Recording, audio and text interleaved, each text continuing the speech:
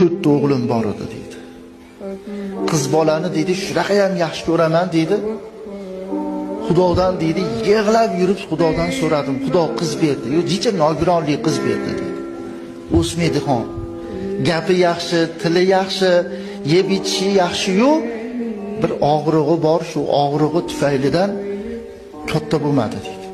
3 yasharligidan tili chiqishni boshladi.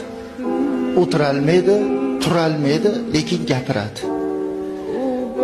Shu darajadaki mehrini men shunday qiz bolani mehrini dedi domla, shu narsada bildimki dedi, tishi chiqib qichishiyasa, akasi qo'lini nima qilsa tishlaydi, ayasi qo'lini nima qilsa tishlaydi. Dadasi siz ham qo'lingizni qulma qilib ko'ringchi desa, qo'limni qilsam menikini tishlamaydi dedi. Keyin e'tibor qilman dedi, yig'lab turgan bo'lsa ham men kirib borsam yig'idan to'xtaydi dedi. Tili chiqqanda bildimki, ayasiga aytar ekan, aya dadamga aytib qo'ymayman, meni kasalimman derkan. Kasalligimni dadam bilmasin-a derkan. Nimaga desa, o'ksinib bolalar xafa bo'lib qoladilar. Nima deb xafa bo'ladilar desa, meni qizim kasal ekan deb xafa bo'lib qoladilar-da. Hali tuzalaman, aya. Hali tuzalaman, aya.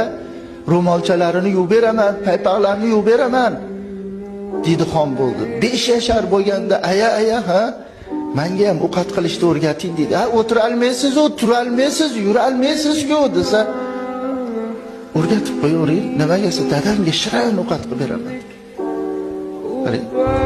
Og'riq dodalodod qilib turgan bo'lsa ham, ayasiga injiqlik qilayotgan bo'lsa ham, og'rig'ini qattig'idan chidolmay turgan bo'lsa ham, shunday kirsam o'zini soqqa savoladi deydi. 6 yasharida 3 yasharga o'xshab turardi deydi. Qarang, 6 yasharida 3 yasharga o'xshab turardi. Kirsam gaplashib to'ymasidim shu qizim bilan deydi. Qarang, to'ymasidim. Og'riq kuchayib ketdi-yu, doktorga olib borsak, reanimatsiyaga olib kirib ketishdi dedi.